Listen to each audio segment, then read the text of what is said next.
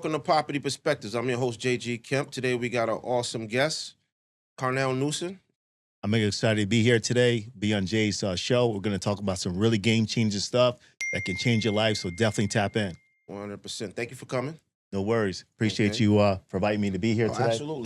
Absolutely. Finally, nice to meet you. Yeah, same here, especially after some time with us talking and chatting. We've been on each other for a while. Mhm. First time meeting each other in person. I'm excited to share our experience today on your podcast. Yeah, you gotta tell me what's the secret to the youth, man? You look awfully young, man. What are you about, 30? Well, I'll tell you this, putting God in your life first. 100%. Also eating right, sleeping right, and just doing the right thing. Okay. Well, speaking of that, what's a daily day in the life look for you? How do you start your day off? Yeah, I always start my day off with attitude of gratitude. I have to give it up for my Lord and Savior. I always pray, meditation.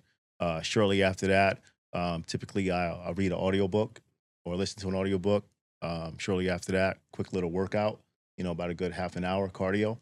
Get that on, and after that, get prepared for my day. 100%. And what time does your day start? Believe it or not, I start at 4:30 in the morning. No alarm clocks needed. Mhm. That's a common theme that I hear from highly successful people. That exact same schedule is the same for most people that are highly successful. And so I got Carnell here for a reason. He does a great job in credit repair, right? Is that what Financial you like to literacy. call it? Yeah, well, financial literacy, education, teaching people the things we weren't taught about at a young age when it comes to things like budgeting, savings, how to pay off debt, as well as how to establish credit the right way so they can keep that good credit score as well. Okay, so you want to go a little bit more in depth on how you can help somebody out that comes Yeah. to you. Yeah, absolutely. I feel like anybody could be helped. When it comes to credit, credit is one of those subjects that was never taught to us as kids. Would you agree?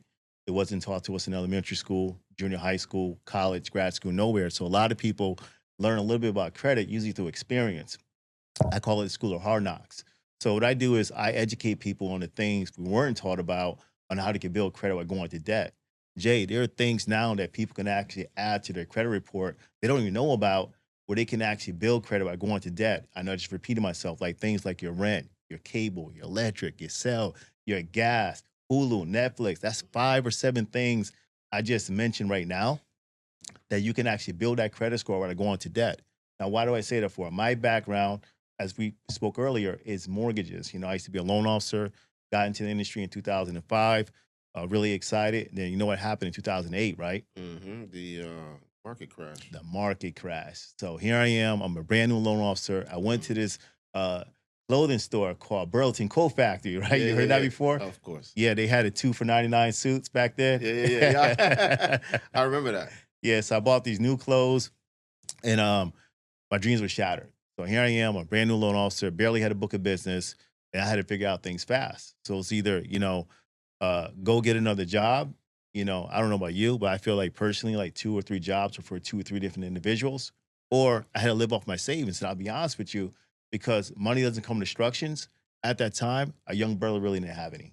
So I say, you know what? So many people, Jay, at that time that came to me, they had the work history, they had the income, but guess what they didn't have? They didn't have good credit. They didn't have the credit. Right. So I said to myself, why don't I start showing people how to build their credit? Why don't I start doing credit repair? So I started doing that as a way to make ends meet, supplement my income between closings. I started doing that to help people to get into homes. And I became a top producer. I became a top producer for my company for 9 years straight, doing the financial literacy and the credit. And then fast forward, Jay, I started having this thing, and it comes with age. It's called a eye problem. And I don't mean I need glasses, which I probably do at my age right now. Right. I didn't see myself going back to work anymore, working in that cubicle. I saw myself going out in the community, making an impact and teaching people about financial literacy. And that's what I did. So that's how I got started. So for many people, credit feels like a hidden gatekeeper. In real estate, how does credit really determine whether someone can buy or keep renting?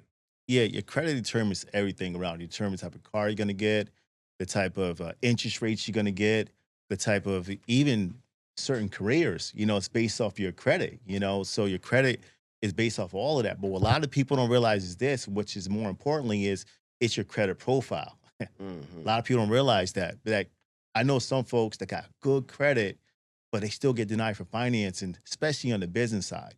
And the reason why is because they don't really have a lot of credit mix. You know, they might have one credit card, maybe it's open for 6 months, maybe for 10 months, things like that. But it's really important that when you want to have a healthy credit profile, you want to have a blend of credit. You want to have some installment credits, some revolving credit, which is like credit cards as well as installment loans. And then also, too, you want to have multiple open things that are contributing to building your credit score, at least 5 or 7 open accounts. And the reason why I say that for is because when lenders look at you, especially on the business funded side, even on mortgage sides too, that they want to look at how do you pay your bills in time? What type of trade lines you got? And so, with that being said, someone with a good, strong credit profile will be more better in a position to get financing versus someone who has a thin credit profile. Mm, that's interesting, right? So from your perspective, what are most common credit issues that stop people from qualifying for a home loan? Yeah, late payments, multiple late payments, which drop the credit score, high risk, um, collection accounts, charge offs. You know, we talking about car repos, things like that, because a lot of lenders they're not going to give you financing if you got, especially if you had like a mortgage. Let's say you have a mortgage right now and you want to get another home, but with the mortgage you have right now, you've been late within the last 12 months. Mm, A lot of lenders want to see that you've been on time over the last 12 months before they'll give you a loan. And then with charge offs, it's a risk. They want to see those charge offs being settled or paid before they give you financing. But here's the thing we're going to drop some sauce in a minute. There's a way to get around that. okay. Okay. So I want you guys to really listen to what he's saying, right? Because this is very key. He came from mortgage, so he knows the mortgage side. So obviously, talking about you got to run your credit to figure out how you're going to get a home loan. Because most banks look for 7 things when they're going to qualify you for a loan, and one of them is credit history, Hmm. right? So, with that being said, when you work closely with realtors and mortgagers, how can they partner with you to turn unqualified leads into real buyers? That's a good question. Yeah, it's the educational component. Even with my real estate agents, I explain to them, like, look, a lot of times your clients don't need credit repair, because credit repair by itself, it just doesn't work, Jay. It's just a temporary fix. And here's the reason why. If you fix someone's credit and they're still struggling financially, 8 times out of 10, guess what's going to happen? They're going to be late on the payments They're going to be again. back in the same situation. So sometimes it's just the educational component. Maybe this person needs to, create a budget. Maybe they need to pay down their debts. Maybe they need to add on some positive trade line. Maybe they need to do all three. So when I speak to my realtors and my referral partners, the first thing I want to do is okay, tell me a little bit about your client. Tell me what you're looking to do in your business. What are some of your struggles you're looking to overturn when it comes to increasing your clientele? Because a lot of real estate agents and mortgage professionals, believe it or not, they leave money on the table.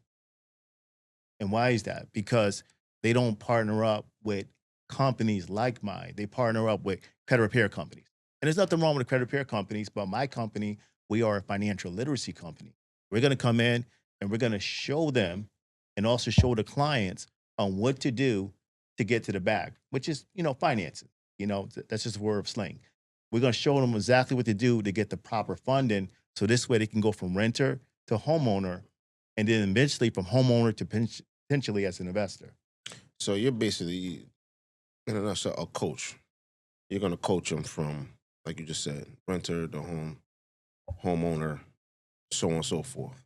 Absolutely. Right. Okay. And do you think credit education should be a bigger part of home buying process I from day think one? financial literacy should be taught in school.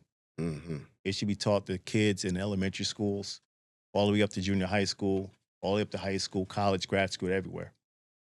Yeah, I do believe that too, and I know that for a fact because I know a lot of people that get credit cards. And let's just say they get a $5,000 credit card. They're like, I got a $5,000 credit card, and I could use it. I could pay it off. I just use it and pay it off. Right. And the next thing you know, the credit drops. Credit drop. So maybe you want to go into about credit utilization. Yeah, very important. So when it comes to credit utilization, there are 3 dates people want to keep in mind when it comes to credit cards. And a lot of people are not taught about this. There's the statement date, there's the reporting date, and there's the due date. Okay. A lot of us are taught to pay our credit cards by when? First 10th of the month. Right, by the due date usually, Right. right? That's where we're taught, which is the right thing to do because that does avoid you from going late. But when it comes to credit cards, you want to pay it at least 3 days before the statement date. And why is that, Jay? Because your statement date is also known as the credit card reporting date. Whatever you're carrying as a balance on that credit card on that date, it's going to dictate on how your score is going to fluctuate. And see, these are the things that people aren't educated on. And I get a lot of people say, hey, that's not right. I paid that credit card down. So, but just because you paid it down yesterday or last week doesn't mean it's going to report the following day or the following week. Right. 3 dates. Say that again. You got the statement date, the credit card reporting date, and the due date. No. The statement date usually comes out the beginning of the month. The statement date is based on, whenever they have it at, but the Right. statement date, again, is known as reporting date. So that is also known as a reporting date? That's correct. Okay. Got it. So you should 3 have it days 3 days before that. 3 days before that. Yeah, that's powerful. This is the way you can keep utilization down. So what folks don't know is that if you have a credit card with a limit, let's say of $1,000, they say that don't carry a balance no more than 30%. And that's really based on the average of all your open credit cards. Individually, each credit card should be below 1 to 10%. Really? 1 to 10%. So if I got a $5,000 credit card, I should only be using $500 of it. That's correct. So you want to be between 1 and 10% of that credit card at all times by the statement date. By the statement date. After the statement date, if you want to max it out to make major purchases, maybe you want to reap the points and rewards and things like that, that's fine. Right. But 3 days before the statement date, again, bring that credit card down below 1 to 10%, and you'll see your score keep going up. Yeah, that's keys to the game. That's sauce. Car notes. How do you feel about those? Car notes? Yeah, they're good. Those are called, installment credit, and that's also like a secured credit as well. And lenders, especially when it comes to financing, like I said earlier, they want to see a blend. They want to see a mix. They want to see how well do you pay all your bills on time when it comes to not just revolving credit like credit cards, but also some type of secured credit as well, like a car loan or a personal loan or things of that nature. So car notes are good as long as you're, paying it on time. What I don't like about car notes is when I see people in high interest rates. Right. That's what I don't like to see. That's why I always tell people, like, look, if you want to buy a home, get the house first, get the car after. Yeah. That's a lot. That's a lot of a lot of people I see. They're ready to buy a home. They run their credit, and they don't qualify because they have this huge car note. Yeah. Their ratios kind of fluctuate up and down. So say I had a client right now, sent them to the mortgager. They didn't really qualify. Their score wasn't high enough. Mm-hmm. And I say, you got to see my guy Carnell. How does that process start? Yeah. So again, the first thing I'm going to do is I want to know what type of credit mix they have. Do they have any established credit? If they don't have any and they just need some points, let's add their rent to their credit, Jay. A lot of folks don't realize that you can actually add your rent to your credit. It's a powerful tool. Why is that? Because most people, single biggest payment they pay on a monthly basis is their what? The rent. And they're not getting no credit for it. So what you do is you add that rent to your credit, and if you can backdate it based on the time that you moved into that property, let's say you've been renting for 5 years, 10 years, 15 years, whatever it is, you backdate that rent for those 5 or 10 years, it's going to increase your credit score. It's going to backdate all of that history, plus those on-time payments, and it's a nice positive trade line that's boosting your credit score. Now, you got that rent being reported. What is the average rent around right now for a 2 or 3 bedroom? $1,650 to $1,750. Okay, let's say $1,800, right? $1,800. So now you got an $1,800 positive trade line, so you pay your rent on time, then you go apply for a credit card. So how long would it take to actually see a difference in the score? Depends on when the landlord actually verifies it. So let's just say that they want to add their rent to their credit. Landlord checks it out within the following week. Within 3 weeks to 30 days, they can see this positive trade line on their credit profile, and it can increase their credit score. I have seen clients, no joke, credit score jump over 100 points in less than 30 days just off of that tool right there. Yeah, that's powerful. And what's an example of a success story with someone that you turn their Yeah, financial structure yeah, around? yeah. My first client, Yeah. believe it or not, yeah, my first client when he came to me years ago, right? When I got started with the company I'm with right now, back in 2008.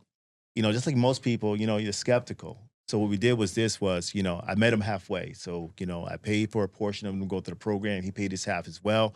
And I didn't make sure it was going to work because I was doing mortgages. Because if it didn't work, you know what would have happened? I could have lost my license.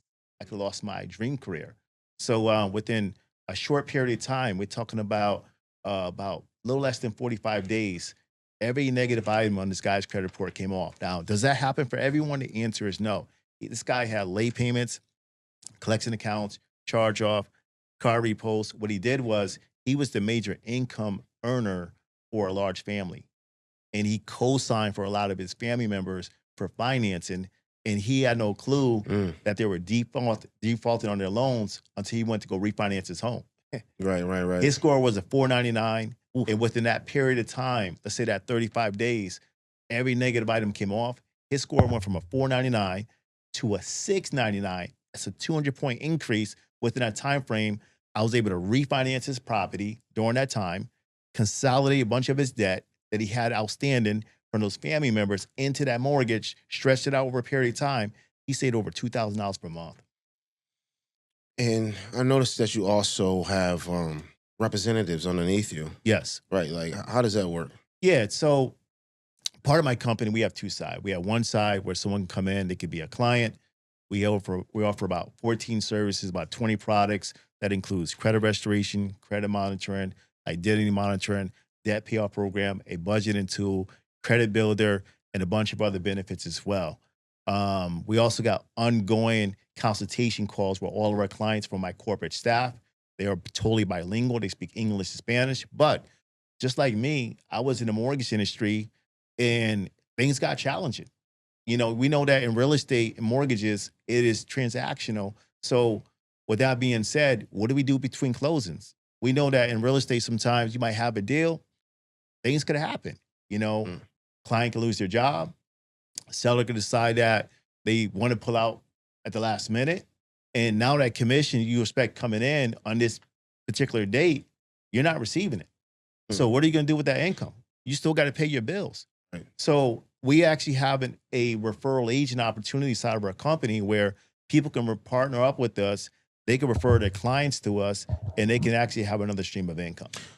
So, okay, for my clients, you to either be someone that you help with their financial literacy or a rep.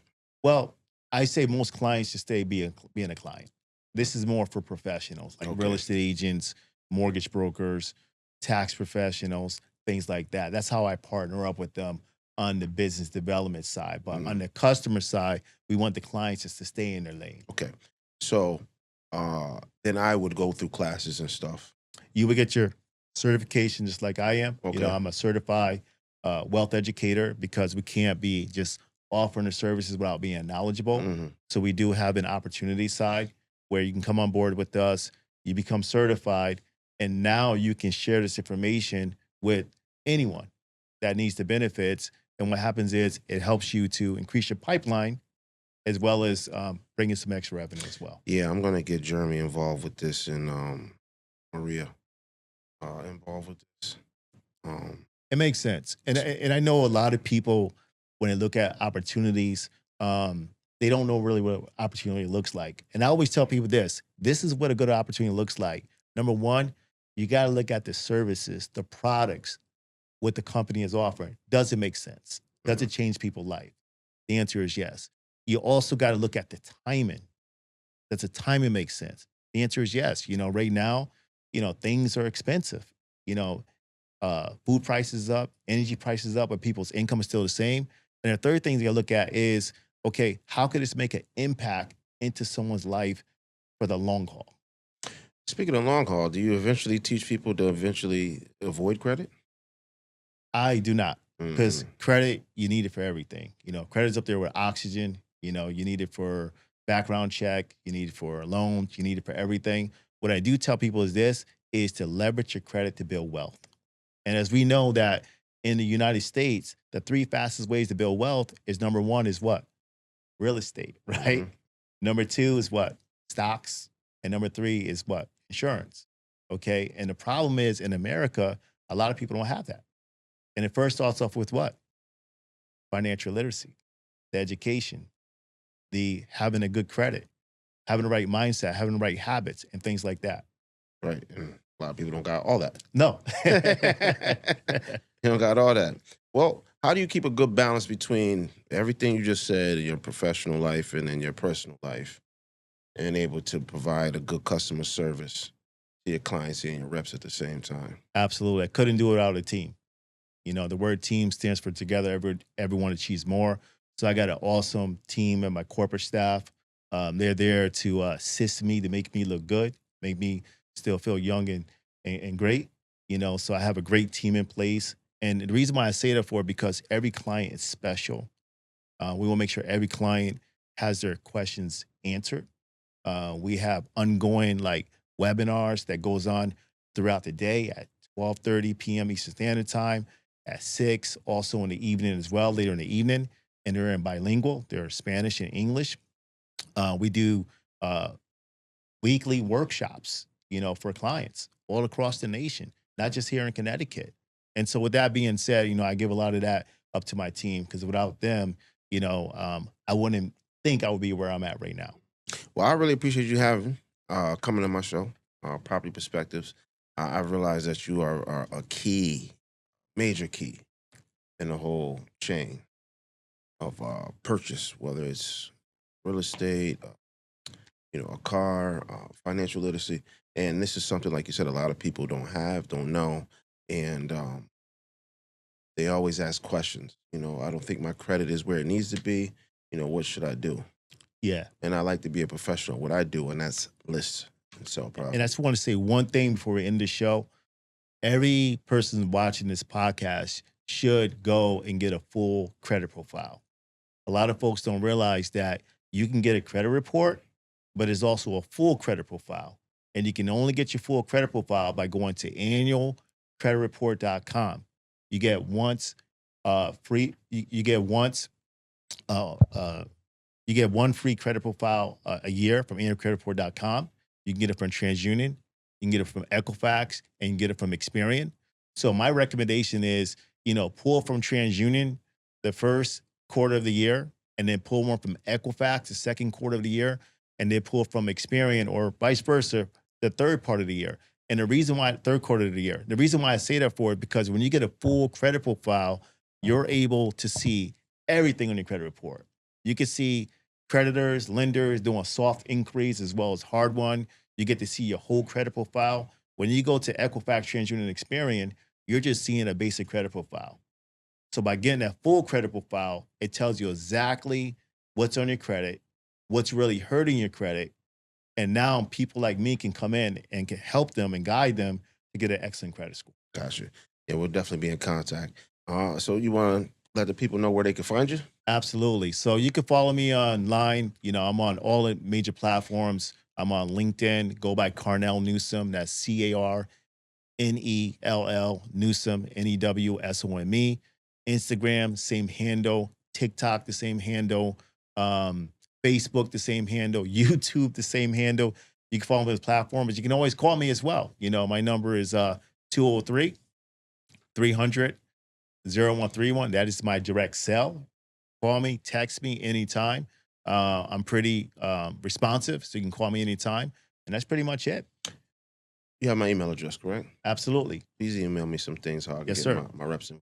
Yeah. All right. This is JG Kemp, Property Perspectives. I appreciate your time, and we'll see you on the next podcast. It's been a pleasure. All right.